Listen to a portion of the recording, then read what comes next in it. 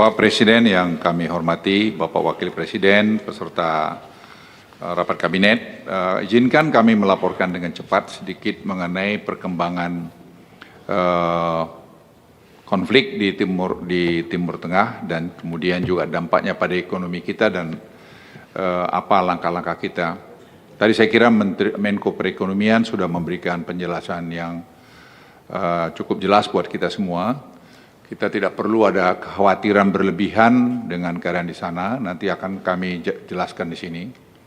Nah, kalau kita lihat operasi Fury dan Roaring Lion, serangan Amerika Serikat dan Israel ke Iran, itu mereka menargetkan seperti ini, ada 3, yaitu melumpuhkan pertahanan udara Iran, melumpuhkan kapasitas Iran, dan seterusnya seperti yang ada di slide.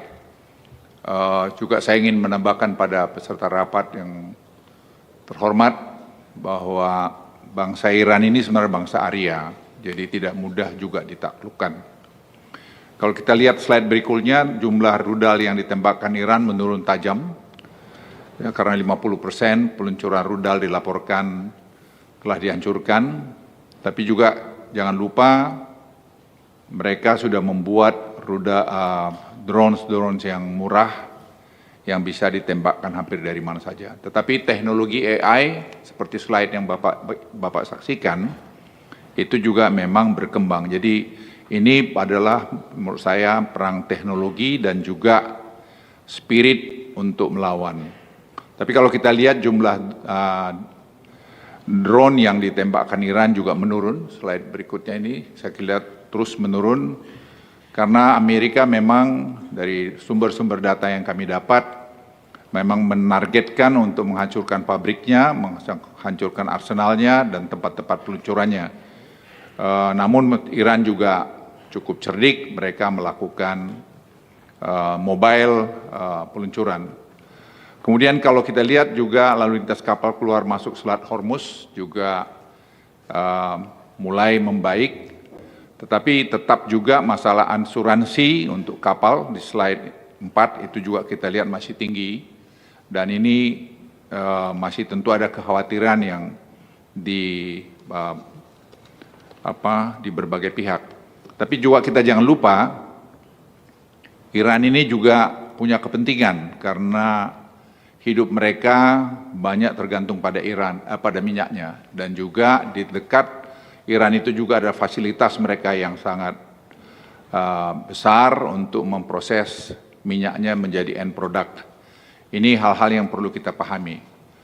Angkatan Laut Iran itu menjadi sasaran serangan Amerika dan untuk mengamankan penutupan Selat Hormuz, dan itu telah dilakukan oleh mereka. Mereka sudah menghancurkan kapal-kapal angkatan laut dari Iran. Tapi juga Bapak Ibu sekalian, Bapak Presiden, situasi sangat fluktuatif. Kalau kita lihat di sini, kapal tanker Amerika Yunani terbakar setelah Iran mengklaim serangan drone bawah air. Kami laporkan Bapak Presiden, memang dari sumber-sumber yang kami dapat, drone dari Iran ini juga sekarang dikembangkan drone dari bawah air. Dan ini menjadi, kalau istilah saya seperti lapor pada Bapak kemarin, seperti perang di gerilya di Papua. Mereka ini membuat drone yang murah, bisa 2.000 km, GPS, targeted, dan kapan saja bisa diluncurkan. Dan itu yang juga memang dikhawatirkan Amerika sekarang, karena mereka mendapat informasi bahwa ada kapal-kapal yang membawa drone ini mendekat ke Amerika. Bapak Ibu sekalian, kami juga ingin melaporkan sistem komando Iran juga dilakukan pengeboman, dan juga dari teman-teman di Amerika juga cerita bahwa mereka sekarang juga sedang menyiapkan serangan-serangan lebih efektif, targeted dengan menggunakan B-52 setelah mereka menggunakan B-2. Jadi saya pikir situasinya masih fluktuatif, tapi sekali lagi seperti kami laporkan tadi, Iran juga punya kepentingan untuk mereka survive, jadi Hormuz itu tidak mungkin akan ditutup seterusnya. Oleh karena itu kami datang dengan berbagai skenario dan kita lihat perkembangan dalam 1-2 minggu ke depan. Jadi saya kira selama Lebaran saya kira akan semua baik-baik. Eskalasi itu akan seperti ini Pak Presiden, yaitu 110-150 dolar. Ini juga serangan langsung Iran ke aset Amerika di Teluk. Tapi kemarin kunjungan Bapak Presiden, pertelepon Bapak dengan MBS saya kira sudah sangat baik sekali. Karena itu juga diapresiasi banyak pihak.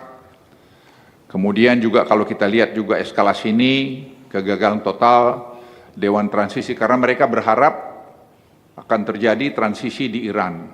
Tapi kalau itu sampai gagal terus Pak, ya itu juga tidak mudah untuk mengatasinya. Tapi saya tanya daripada mereka optimis itu akan terjadi, perlu kita cermati saja. Kemudian perang Iran-Israel ini, prolog, akses Hormuz terbatas, kita lihat tadi minyak antara 80 sampai 110, dan deeskalasi kami juga akan melihat bahwa itu akan diturun ke 65-80 dolar. Tapi kita semua jangan ya hati-hati mengenai ini. Dan kemudian harga minyak Brent kalau kita lihat seperti slide ini, dan harga minyak Brent kita lihat juga bahwa next slide juga akan menurun di sini. Dan tadi Menko Perekonomian sudah jelaskan penggunaan sudah bahwa kita punya keuntungan harga CPO dan semua juga naik. Sebagai bagian terakhir, kita perlu mempercepat proses government teknologi Bapak Presiden, dan koordinasi sudah jalan dengan bagus, dan proses sanggah sekarang sedang jalan di Banyuwangi dan hampir selesai.